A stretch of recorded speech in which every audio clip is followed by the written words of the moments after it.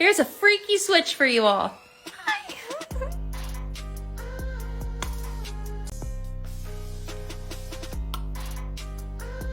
And I'm still looking at the light. Pretty weird, right? Now watch this.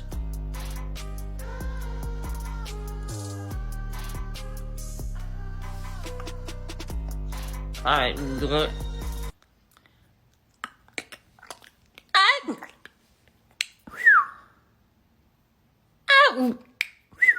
It is interesting how when they glitch, the camera stays perfectly fine, but wait, we are in a different realm of Jesse and James, Two Souls, One Bod. Who is this? Well, Jesse and James were 35 years old, are probably more like 38 now, were two alters within a person with DID who were in love. They have been trained in voice acting, were in musical theater, but that is completely unrelated. They also were involved in multiple scams, unrelated though. Dissociative identity disorder is a complex mental health condition in which a child experiences severe and repeated childhood trauma. The brain might think it's unable to survive this situation and continue living, so it might split off into multiple personalities or alternative states. And the other thing is, like, when we hear disorder or the word disorder, we jump on it like, oh, it's a bad thing, or that it's disordering your life, that it's but it's actually the best thing that's ever happened to me. Like, I wouldn't give it up for the world now that I have it. It's the coolest thing ever. It's completely changed my life for the better. I'm so glad that I have, like... And Jesse and James, not unlike Pokemon, prepare for trouble! Make it double! were able to get a diagnosis within 1 month. They claim Tourette's, DID, PTSD, OCD, the list goes on. They call DID a superpower. They are happy to have it. James just happened to come out of dormancy when faking DID online is at its utmost popularity. Make sure to give this video a thumbs up, subscribe. We will be talking about all of this in today's video. Let's get into it.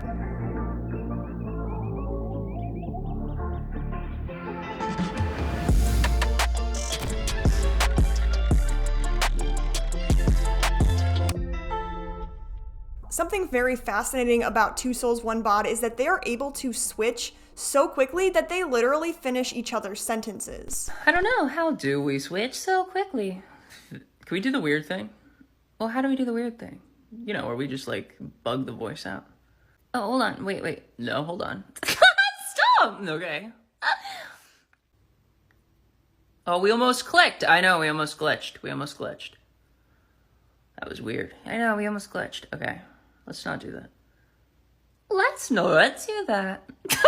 Rapid switching often causes emotional and cognitive strain. You might be very disoriented and a lot of people might get a headache. They could be possibly, co-conscious to the point where they are literally able to do this, but this takes years of therapy and they started making TikToks before they were even diagnosed. Also, DID is not a party trick. Often a switch will happen naturally through something like an emotional trigger. If not due to stress or trauma, there could be a positive trigger, but sometimes this is accompanied by dissociation. They seldom talk about the distress that can come with DID and target their account at 13+. This means that teens who are shaping their identity and confused about it might find their videos and say, oh no, that's totally what I'm going through and that looks fun to me. Hey your song.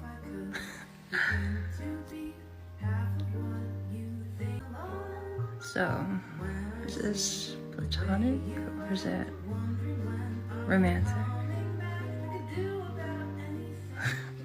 I don't know. Why don't you tell me? I love you. I love you too. With all my heart, in all the ways that a person can love and be loved. With all my heart too.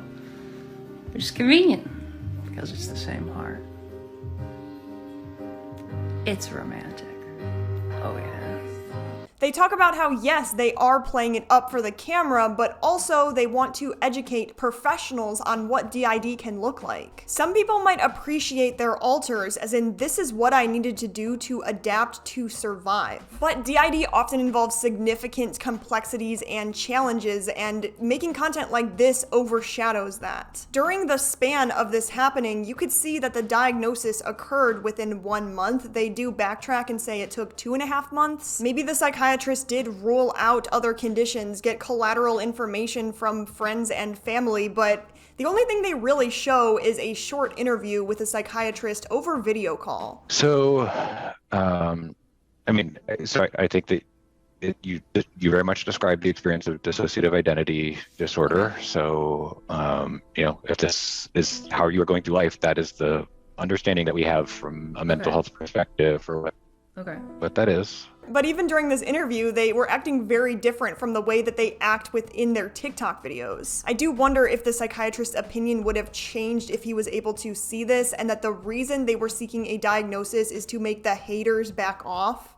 I don't want to say like mad scientists, but like it's so fascinating that we spend a lot of our time trying to figure out all the interesting, weird things we can do with the brain and like how we can like demonstrate that we're both here, and we kind of got really into it. Yeah, like last month we were working on it a lot to like figure out, everything. But we would also like a doctor to help us figure everything out as well. Even if you don't have DID, it would make sense to be able to be diagnosed over video call because of extensive research. You know what I mean? Even if you don't have it, you still know all the right answers as to having DID. Yeah, we're totally different. And like a boy to girl, we think like, I think like a man, and I think like a woman. I had a pretty good idea of the rarity of DID and like the resources available, and there just really isn't, which is a part of the reason I went online, is to try and raise awareness. And it slowly like fell apart, and then the internet got really mad because they wanted to know like what trauma caused this, and yeah, it was bad. But anyway.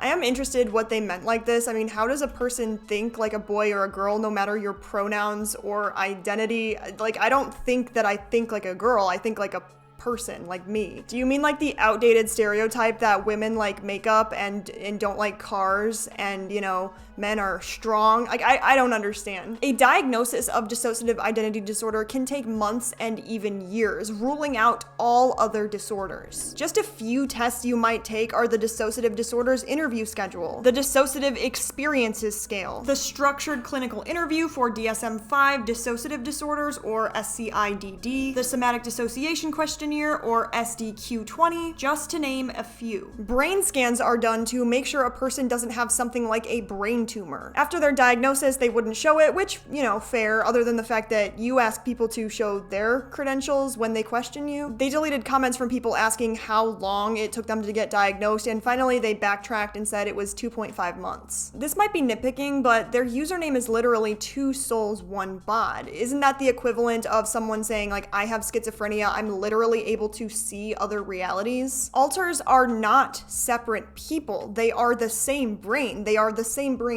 fractured into multiple identities. They say things like, we are medically confirmed to exist. I mean, yes, as one person with dissociative identity disorder, but it's not like you have two different driver's licenses and have to take different driver's tests. You are one fragment of the mind, and saying this is what real DID looks like, this is for education, can be quite stigmatizing. Your medical diagnoses are very personal and not something that should just be sought out so that you can validate your TikTok account. It shouldn't be used as damage control because you spoke on the behalf of a community that you were not diagnosed in, and your symptoms don't even line up with the DSM-5. Where are your reoccurrent gaps in memory, your clinically significant distress that impairs your life functioning? And they claim to have mastered dissociative identity disorder as if they are an Olympic swimmer within months of realizing that the other existed?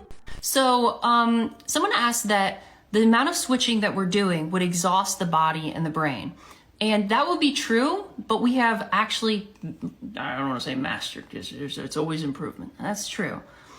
We have gotten really good at it. We figured it out. We can see the brain operating around us, and we have ways to switch extremely fast by controlling presence in the body and the brain.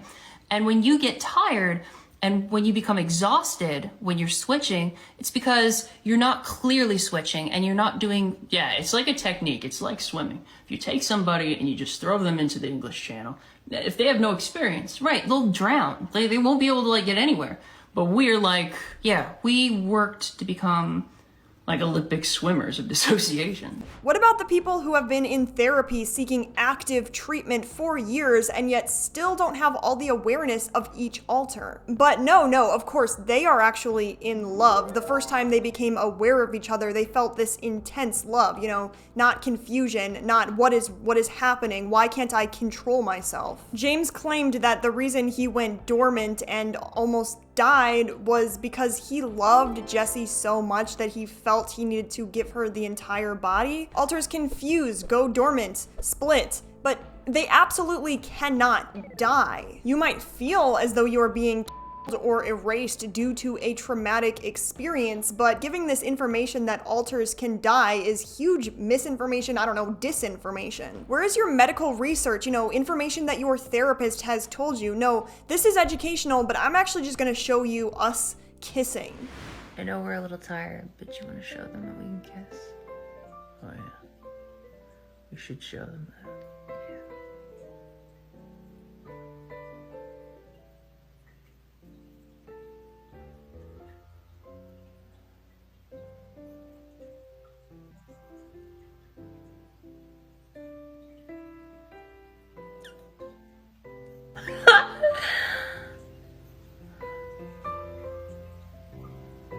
Let's do it again. That was just a light peck. Yeah, it was just a light peck, dude. Sorry, my lips are dry. No, it's okay. It's fine. So are mine. Oh man, smooth Han Solo. They said that James was in love with Jessie when she was 13 and he was 20. They also joke about how James felt like a brother, a father, but once she got of age, also her boyfriend. Well, what's his relationship to me? I don't know, because at this point, it's like he is a brother, father, but at the same time, neither of those things technically or legally. And he's also like my boyfriend. So I don't know what to do about it. It's weirdly in. And because at times I'm very much like, I'll call him dad. And it's strange because he really thought that I was his daughter. Also seeing each other as brother and sister because we both came. But then no matter what we do, it ends up in this weird sort of situation where we're both are we is this cool that we're doing this? You know what I mean? Which obviously they are separate people, so it's not like this is illegal or anything, but the promotion of within alters is extremely disturbing. They also talk about, their inner world and how they just decided that they don't want one. What else? Inner world. We don't have an inner world. Yeah, why don't we have an inner world? Yeah, because it's pointless. Okay, how is an inner world pointless? It just is. Why would we want to go to an inner world? Well, we can be right here with each other. Because we just project each other like AR. Yeah, it's like that game that you really, really like, but we haven't played together yet. Pokemon Go. Yeah, I'm like a Bulbasaur on this trash can. A few minutes later. No, we do have an inner world. We just don't use it we just have decided. Yeah, we tried that. We did the inner world where we had a house, and the only problem is that when we went there, when we switched out, we went there, it was boring. There was nothing to do. There's nobody else. That's the problem with two people. It's you go to the house, and you're like, wow, this is fun. It's an empty room with a bunch of imaginary stuff. Right. And you're just I don't want anything to do with it. I want to hang out with you and do cool stuff with you. Why would I want to sit in a house, an empty house all alone? It's just not for me, personally. When a child is going through severe and repeated trauma, they might unconsciously create an inner world. You can discover an inner world through therapy to help you along the therapeutic process.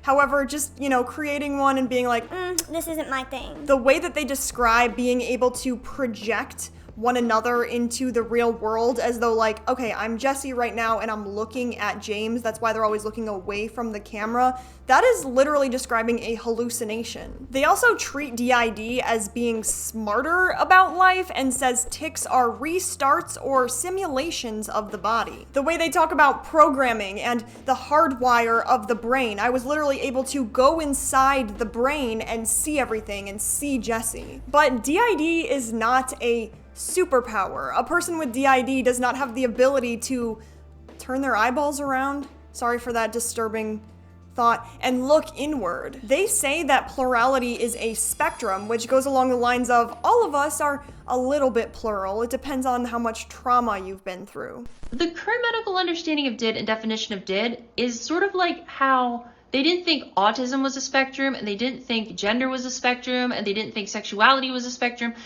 The brain is a spectrum. I don't know if you guys know this, but the brain, it's a spectrum. So the entire idea that there's a set definition as to what something is in the brain is incorrect. So if we don't fit your exact definition or what you think DID is, okay? Holy shit, girl, you're a little fired up. Can you just chill out? The way they describe it makes it sound like we each have like more or less a little bit of alters within ourselves, just like a little sprinkle here and there. But like, if you think about it in the terms of BPD, when you're splitting, that's still you. You're not plural. You know, if you developed narcissistic personality disorder from traumatic childhood experiences, at the time of a child, you might have unconsciously said, I can never feel this way again. That is not plurality. DID or OSDD can be a spectrum in the way that it varies in severity from mild to severe, the degree of fragmentation, the impact it has on your functioning. But I'm gonna go out on a limb here and say you either have DID or OSDD or you don't. It's not like you have a fraction of an alter. They claim that they can have one alter who is high on, you know, smoked hams, and the other alter is not, depending on which part of the brain they toss it to.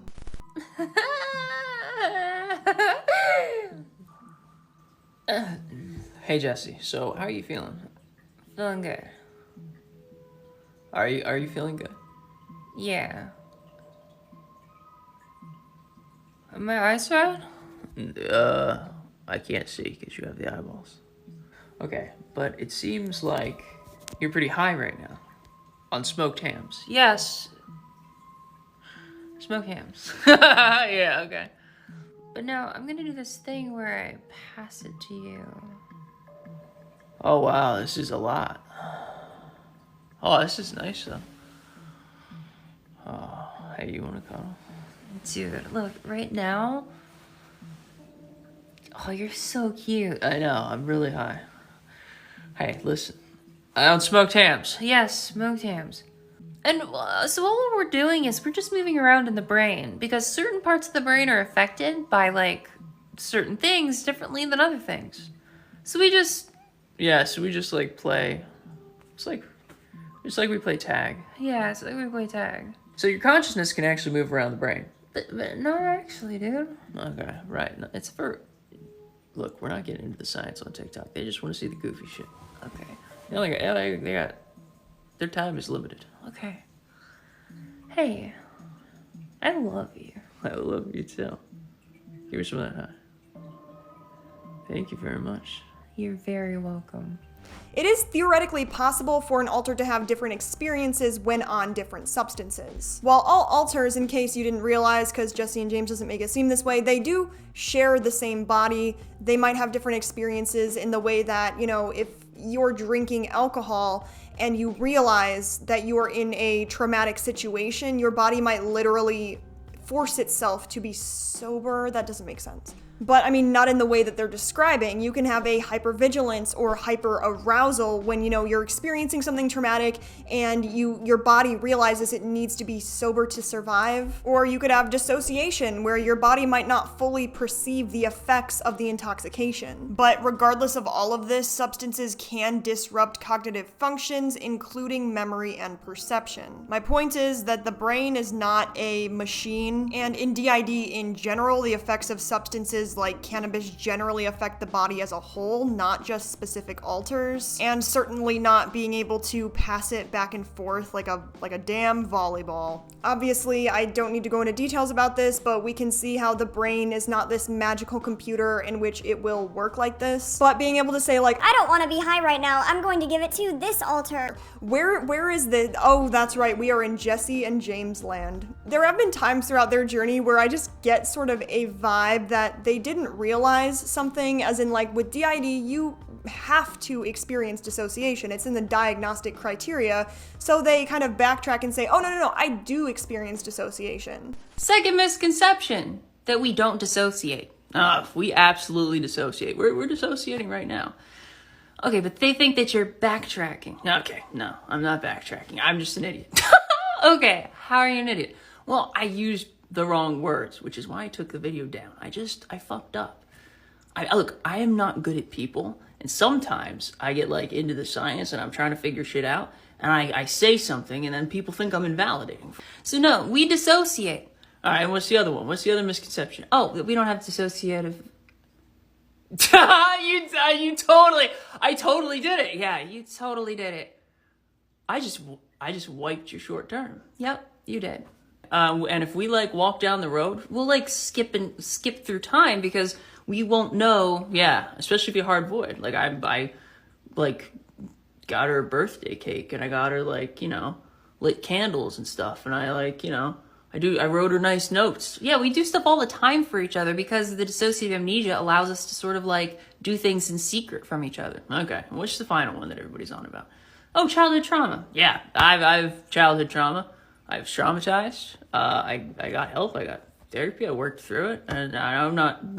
It's not an issue anymore. It's honestly so lit that their dissociative amnesia only has an impairment when it benefits them, as in being able to get a cake for each other. Meanwhile, others will come back and see symptoms of SH, self-harm, or substance abuse. Sabotage. Maybe an alter said something to a loved one that another alter might not agree with. Nah, instead they tucked him away nicely and said, listen, you're going to have amnesia until I get this birthday cake and candles out, but once the candles are lit, you can then come out. Also, I had no idea all you had to do was a little bit of talk therapy in order to overcome intense and prolonged childhood trauma. Someone needs to tell all of these people who are going through all of this intense trauma-focused therapy. Psychodynamic therapy. Eye movement desensitization and reprocessing, or EMDR therapy. No, really all you needed this whole time was just a little bit of talk therapy, just like talking about it. If you are wondering what happened to them, they did end up getting their account banned for reasons that I would have to make an entire different video about. Basically, they made a Discord server and they also used to do only Jessies. They used to do explicit stuff. And they claimed it was completely separate, completely disconnected from Jesse and James, which it kind of wasn't in all facets. But on top of that, had the fantastic idea of giving advice to minors on their Discord server. I failed you. I failed myself. I failed James, and I failed the DID community, and I own my failure. I had come out of denial with my DID only a month before and joined completely blind to the community as a whole without understanding fully TikTok or Discord or how careful you had to be in spaces with minors. Did you know, now stay with me here, this is quite complex, there are teenagers on the internet Passionate about helping kids love and accept themselves with this disorder. Wait a second, didn't you say like 5 seconds ago that you didn't realize teenagers use the internet? Going public in the way that I did put my entire family at risk, and I jeopardized their safety by not being smart about the information I released on the internet to appease my detractors. I was so desperate to be believed. After years of not having my own existence believed, that I hurt my own family. To my family, I am deeply, deeply, deeply sorry. Love it. Can you imagine if you put your family in danger of being doxxed on the internet only to apologize to them on the internet? Your assumptions about me, my disorder, my intentions, my past, and the contents of my character have been proven wrong time and time again. If you could not even get the simplest, most prominent aspect of me correct, that I have DID and I have good intentions, then you have no credibility to judge any aspect of my life or my past or who I am as a person.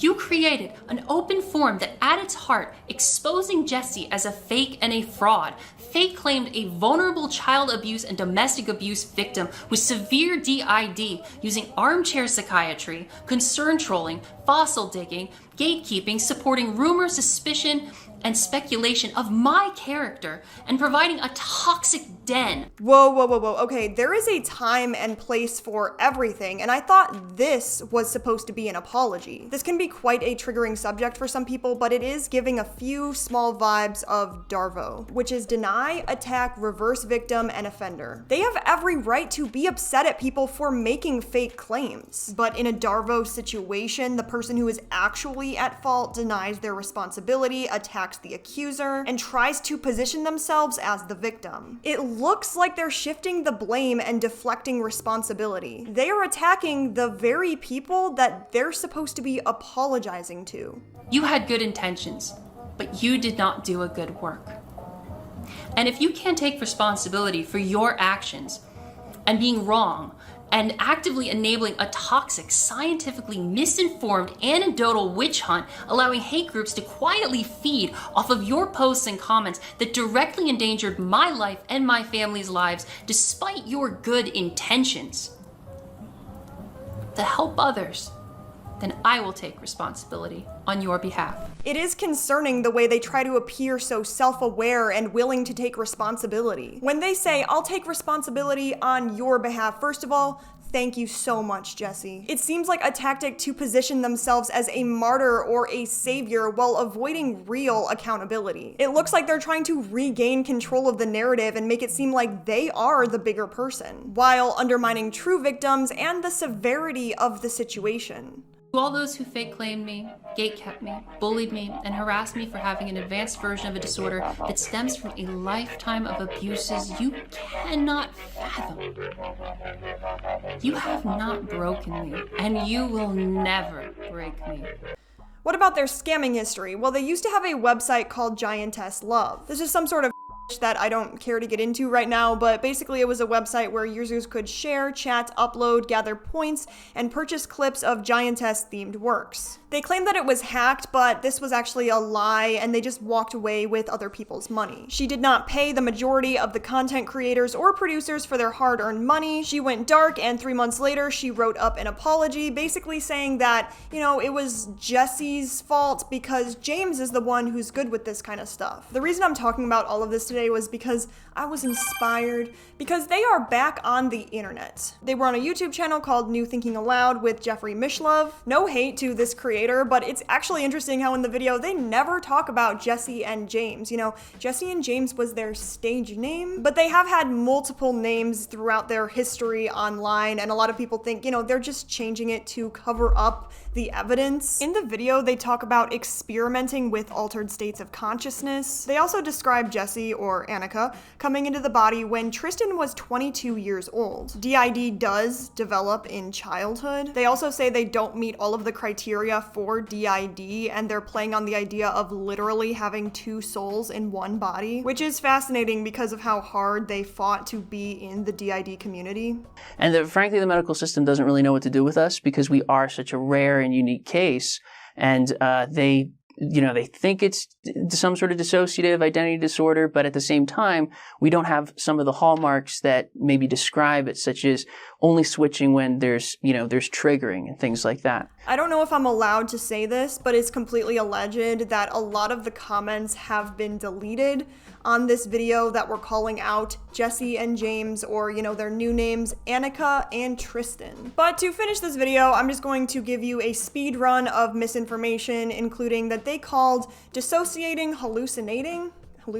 They compared DID to having autism spectrum disorder or being part of the LGBTQ+ community. They have repeatedly reestablished their support for the endogenic DID community, which, if you don't know, endogenic is basically a person who claims that they have multiple identities, but they have not experienced trauma. Because, you know, it's not like DID is specifically created from severe and repeated childhood trauma, and your brain literally fractures itself from this. No, you could just be born with multiple identities, not from birth trauma, you just are multiple identities. They previously claimed that they had a very happy childhood, but everyone has a little bit of trauma, and then backtracked and said that they had the type of trauma that DID very much enjoys, you know, in the DSM. Alright, so I grew up, I had best friends, I was boy, there was no gender stuff.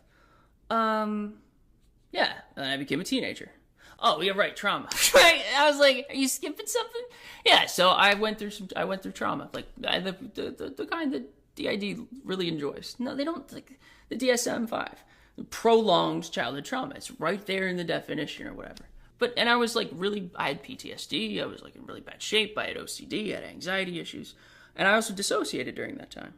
Really? Yeah, I would just like sometimes like kind of, like do the whole depersonalization thing or whatever.